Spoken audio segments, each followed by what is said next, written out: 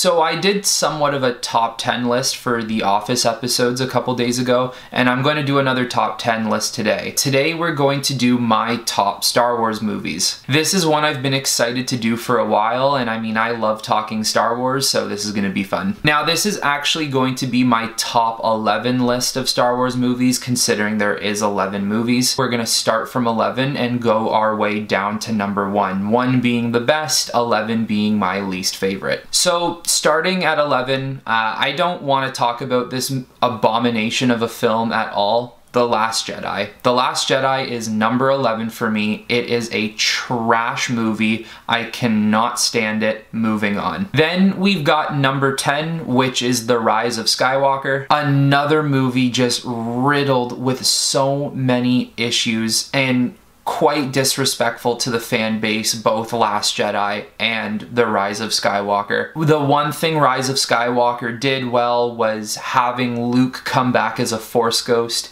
but actually coming back as Luke Skywalker, not being whoever he was in The Last Jedi. Where the movie went completely wrong is calling Rey a Skywalker at the end of the movie. Terrible idea, terrible decision making, terrible choices. Bringing the Emperor back into it is cool. The idea is there, and I understand why they thought they needed to bring him back, but it does ruin a lot of the story arc, especially 1 through 6, where Star Wars really matters. But other than the Emperor and the nostalgia that Episode 9 offers, and the quick correction of Luke Skywalker, there's not much going for that movie. Then at number 9, we have The Force Awakens. The Force Awakens had its opportunity, it had its chance. It really was setting up something special. Whether or not you disliked or liked the movie when it came out, there were so many questions and so many possibilities that could have kicked off Episode 8 into 9, but we all saw how unfortunate that ended up being. So The Force Awakens just feels like a movie that could have had a lot of potential, but really at the end of the day just goes nowhere. At number 8, I put The Phantom Menace. So The Phantom Menace didn't really execute as well as I think George Lucas was hoping it was going to. Obi-Wan and Qui-Gon Jinn are the saviors of that movie. They are the reason why the movie is even somewhat watchable. Natalie Portman does great as Padme.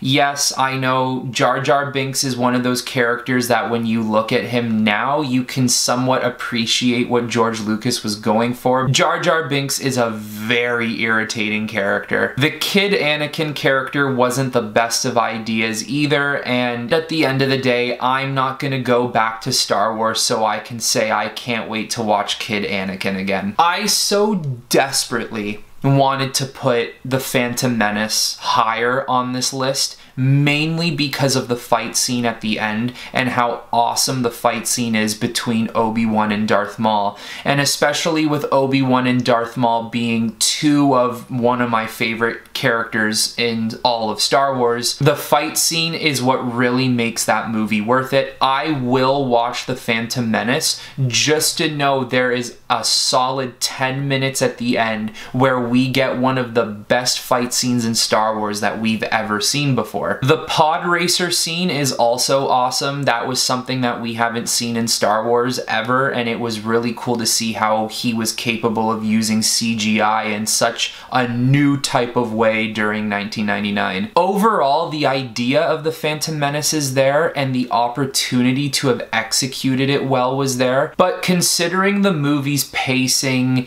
and the weird character decisions that they made in the movie, I think that is why it will rank at number 8. At number 7, I have Attack of the Clones, another movie that George Lucas made that really hits home. It has the potential. It could have been amazing, but I do think there are some things in the movie that weren't executed well at all. You have the terrible written romance between Anakin and Padme. Whoever wrote that that's something you should have seen when making the movie. Like, This dialogue is awful. It's so cringeworthy. What was cool about it though is having Obi-Wan and Anakin finally apart from each other. After being master and apprentice for so long, Anakin now gets his own mission. Seeing Obi-Wan uncover a secret for the Jedi, which was the clone army that has been made for them over the years, was really cool to see. Obi-Wan was kind of like a small-time detective in the film, trying to piece together everything that's going on from the beginning of meeting Jango Fett when he tried to assassinate Padme to the end of figuring out that Jango now works for a Dark Jedi who is now a Sith Lord, Count Dooku. One of the coolest scenes in that movie is the Colosseum, when the Jedi save Obi-Wan, Anakin, and Padme from being killed by the Separatists and the Geonosians. Now maybe I'm just being a little petty, but something that does really bother me about this film, and a huge reason why this movie ranks 7 and not a little bit better, is because a bunch of Jedi arrive at a Colosseum and they fight these machines, and half of these machines are things that can barely turn, they can't turn their heads. They can only just move their bodies, and their guns are up like this, and they're like, Roger, Roger, and they die. More than 3/4 of the Jedi who show up there all get murdered by a bunch of tin cans that can't even move properly, who just have constant back pain 24/7. And it was just so wild to me. People or beings who could potentially move mountains, who could do extraordinary things within the swipe of their hand, are getting killed by droids. And that's not to say that some droids, given enough of them, are not going to get an upper hand on a Jedi. Yeah, it's gonna happen from time to time, especially if this Jedi is maybe not the most powerful in the Force, or is maybe an apprentice or something like that. But the fact that over 3/4 of them in that Colosseum ended up getting killed, that's where it really bothers me, and that's why the movie does get dropped a little bit. So at number 6, I put Solo. Now, I know Solo went through so many issues with different writers and different directors throughout the months of filming, but I gotta give it to Ron Howard. He did what he could with what he was given. I do think this movie does receive a lot of hate, and I don't really understand why, considering it came out after The Last Jedi, and it was nice to see a Star Wars movie that was 10 times better than The Last Jedi, and really doesn't fall within that Skywalker saga type arc. I think the guy who played Han Solo was perfect. He captured Harrison Ford brilliantly. Donald Glover as Lando Calrissian, you can't get much better than that casting right there. If there was anyone who was made for a specific role of Star Wars, Donald Glover was made for young Lando Calrissian. I think the story was fitting for Han Solo, dealing with an underground crime syndicate, considering Han Solo is someone who's gonna deal with people like that all the time, bounty hunters, mercenaries, and you name it. I think what makes the movie really special to me though is, even though it's just a couple of minutes, it's not that long at all, you do see Darth Maul in this movie. And Darth Maul being one of my favorite characters, how am I gonna hate on that? Finally showing Darth Maul in his first feature live action film since The Phantom Menace was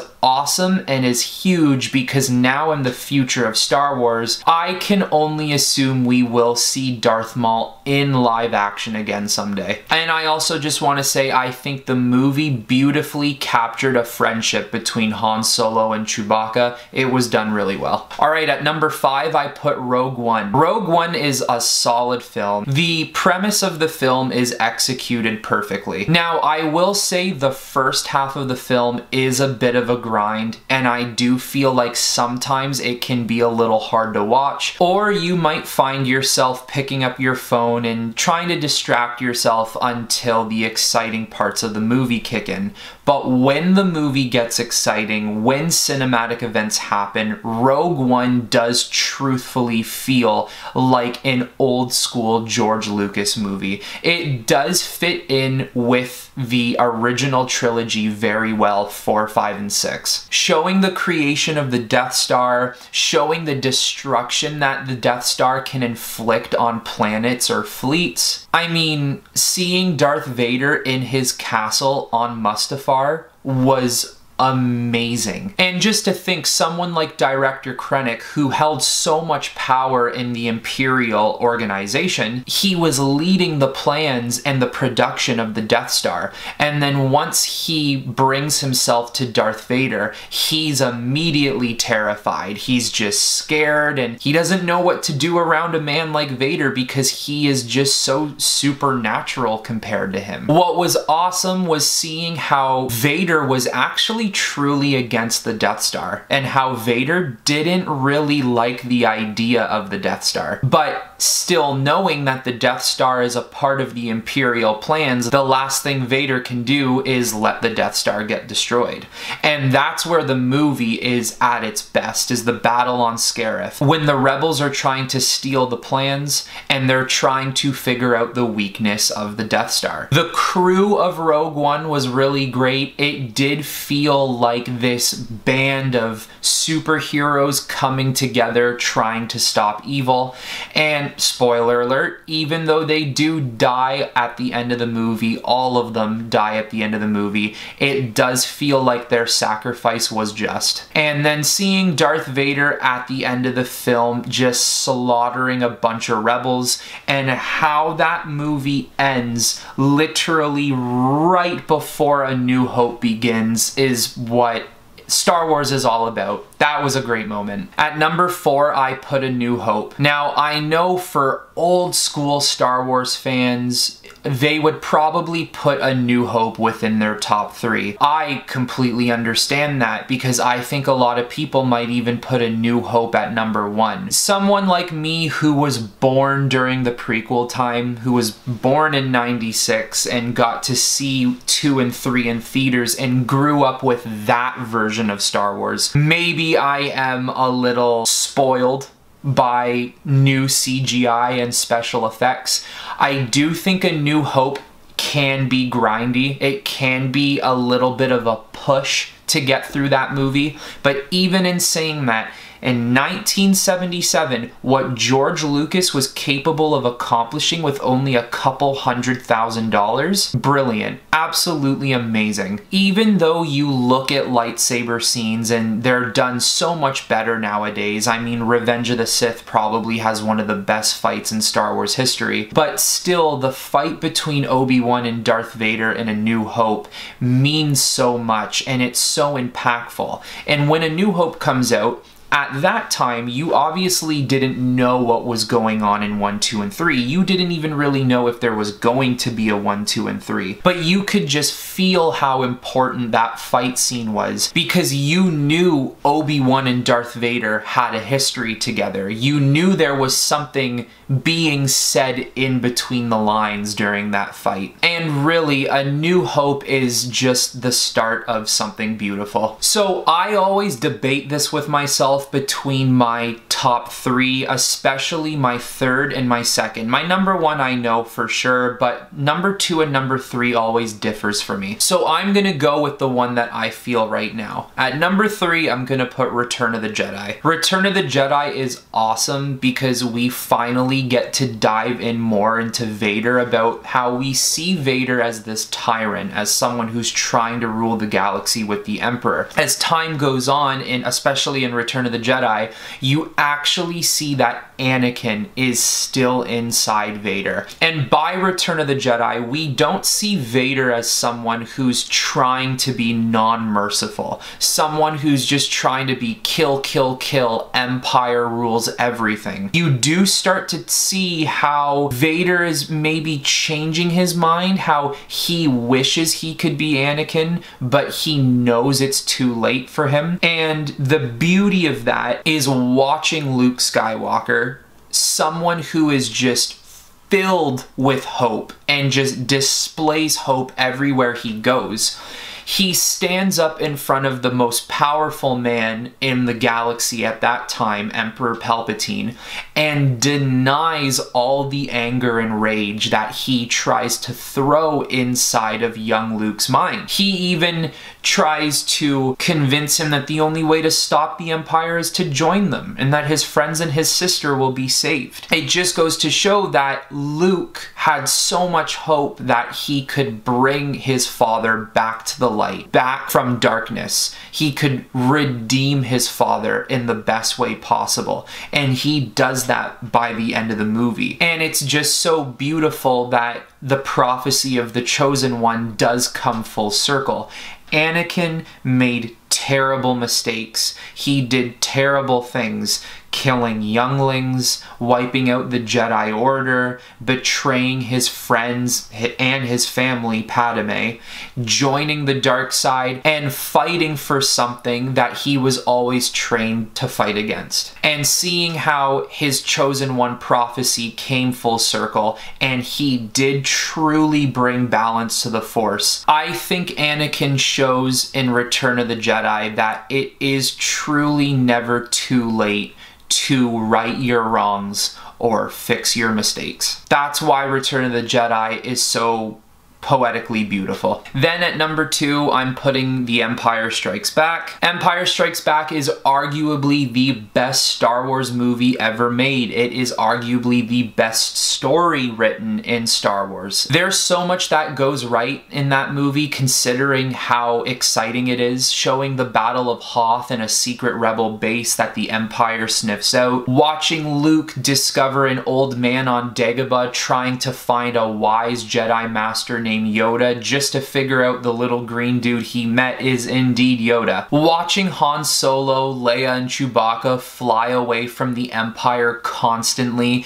and feeling just as anxious and stressed as the characters are on screen. Then to eventually going to Cloud City and finally meeting the infamous Lando Calrissian. Seeing how Darth Vader masters his strategy and his trickery into bringing his enemies to Cloud City. The Empire Strikes Back really ends on a massive cliffhanger, especially at that time in 1980, because at the end of the movie, you have Han Solo frozen in carbonite, not knowing exactly where he's going and how they're going to get him back. And the biggest reveal in Star Wars history, spoiler alert, if you haven't seen this by now, there's a problem. Luke, I'm your father. Awesome. I've seen videos of little kids watching that movie for the first time and seeing their face light up with just shock of like, huh? Like, that's Luke's dad? It's awesome. It was just so cool and such a good idea, because when George Lucas was making these movies at the time, he had no intention on making Anakin Vader. The original idea was Anakin was actually killed by Vader, and Luke had to defeat the man who killed his father. But actually making Anakin someone who goes to the dark side just to come back to the light is, once again, this is what makes it so beautiful. It's what makes it such a rich family moment. And it was a moment in cinema that will never be forgotten. Now, at number 1, I have Revenge of the Sith. Yes, Revenge of the Sith is my number 1 Star Wars movie of all time, and the reason for that is because that is the Star Wars I grew up with. I grew up with a Star Wars where they utilized the Force more. They had more lightsaber fights. There was just so much more going on. There was so much action. They were living in a time of war, clones versus separatists. So they had to be more keen with their Force abilities and more take to action, fight over flight. Now, a big problem with prequels can be you already know what's going to happen in the future, especially if you've already seen a sequel before the prequel, and a lot of things have done that.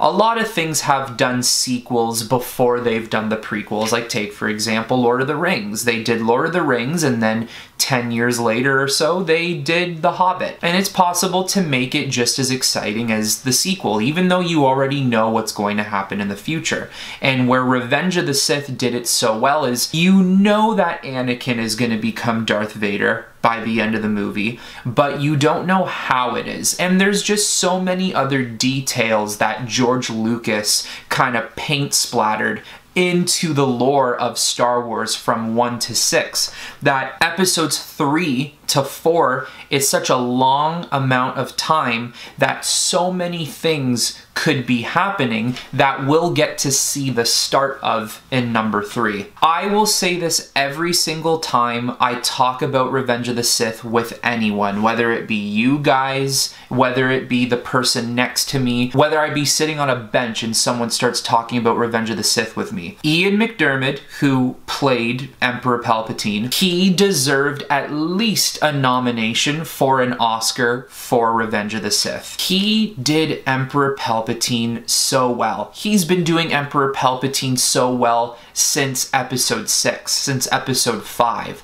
But in episode 3, he really mastered the treachery and the deceit. Lord of the Sith, Darth Sidious. Watching Anakin fall to the dark side is so sad. He made it so powerful and so depressing because you know Anakin shouldn't be going down that route. Unfortunately, that's just a lot of what has gone on with his past. If someone like Qui-Gon survived and trained Anakin, I don't think we would have ever seen Anakin go down the dark path. But with Obi-Wan, unfortunately, Obi-Wan had his faults and he didn't pay attention to Anakin the way Qui-Gon knew he always should have. Watching Obi-Wan defeat General Grievous in that movie, how Obi-Wan and Yoda survive Order 66, there's just this complete sadness of knowing that not only does Yoda have to go fight Sidious, who is potentially more powerful than Yoda at that time,